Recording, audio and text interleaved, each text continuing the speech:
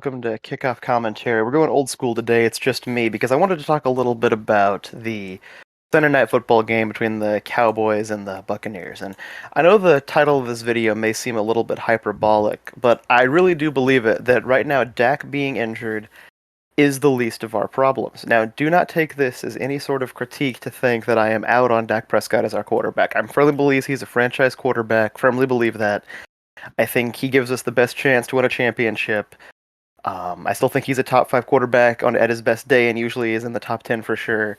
I have his jersey. He's one of my favorite players, if not my absolute favorite player. I'm still very much in on Dak Prescott, but the fact of the matter is, the way we played on Sunday night, and the way we played in the season-ending game against San Francisco last season, it doesn't matter who the quarterback is. It could be Dak, it could be Romo, it could be Aikman, it could be Staubach. If this is how we're going to continue to play under Mike McCarthy and with Kellen Moore as the offensive coordinator, it doesn't matter who's throwing the ball because we're not going to be able to consistently win games against tough competition. And especially against a Tom Brady. You can't play as poorly as we did against the greatest quarterback to ever play this game. It's that simple.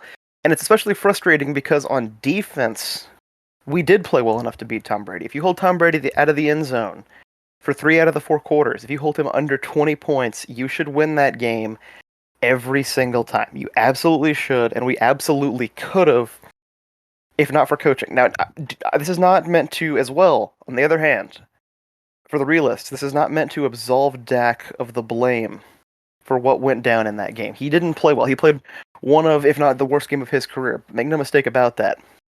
But it wasn't... I'm not going to say that necessarily that it wasn't the reason that we lost. It may have been the reason, but I don't think it was his fault. Not in the slightest. So if you look at the drive chart, if you go to ESPN, look at the play-by-play of what happened in this game.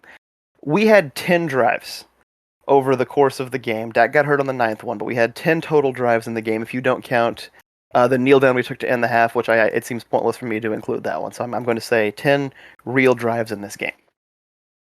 There is a sequence of 3 consecutive drives, starting midway through the second quarter and ending midway through the third quarter, that all begin with a drive-killing penalty that puts us behind the sticks instantaneously.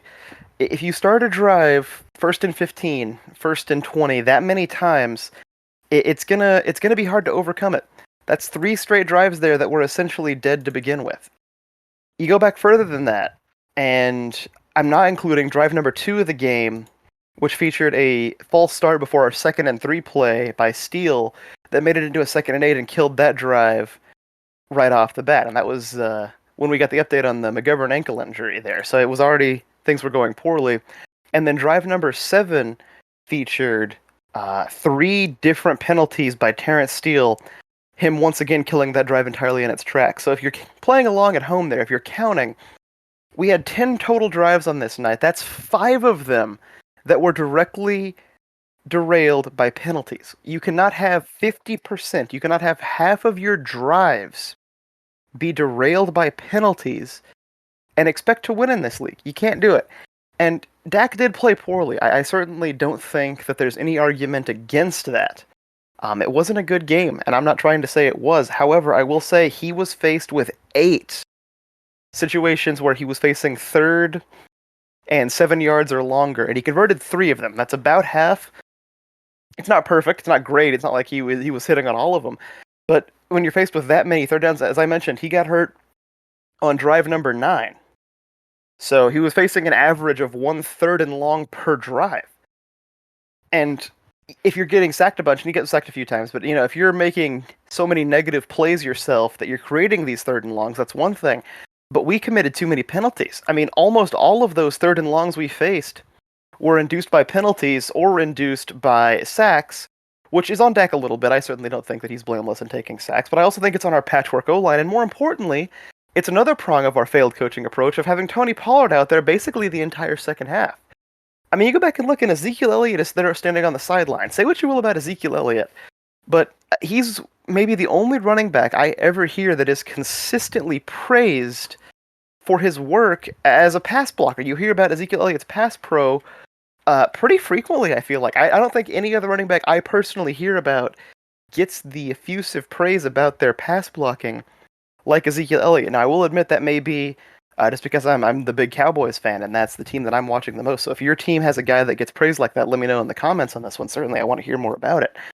But the fact is, we were poorly coached on Sunday night, and it's so frustrating because the biggest reason I think we lost the playoff game to San Francisco is because we were undisciplined. The 14 penalties. When you're making mistakes like that all the time, it's hard to overcome. And Tampa Bay's a good team. They won the Super Bowl 2 years ago for a reason. Tom Brady's still there for a reason. They're a good football team.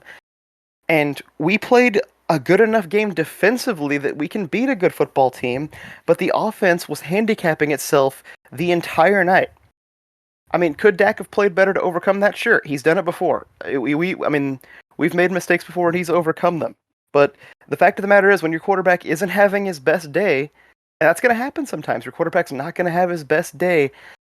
You can't be this antagonistic. You want to be complimentary in football, obviously, not antagonistic, and that's what we were on Sunday night. And that's what I'm worried about. You know, Dak can come back, Gallup can come back, Peters can get into the lineup, Tyron can come back at the end of the season if he's good to go, and that's all well and good. But it's just not going to matter if this is how we're going to play. I mean, if this is what Steele's going to be, if he's going to commit 4 penalties, if we're going to commit all these penalties, if we're going to be facing 1st and 20s and 1st and 15s all year, it genuinely does not matter who's throwing the ball, who's protecting him. And I'm worried this isn't something that you can fix mid-season, because this is what we were last year. I think this is just what the Mike McCarthy Dallas Cowboys are, a penalty-prone bunch. And I don't think you can win a championship that way, I hate to say it. But these are just the ramblings of an angry fan 48 hours after he learned that our season is on life support before it even really began. What do you guys think? Let me know in the comments section on this one. This has been Kickoff Commentary. Have a great day.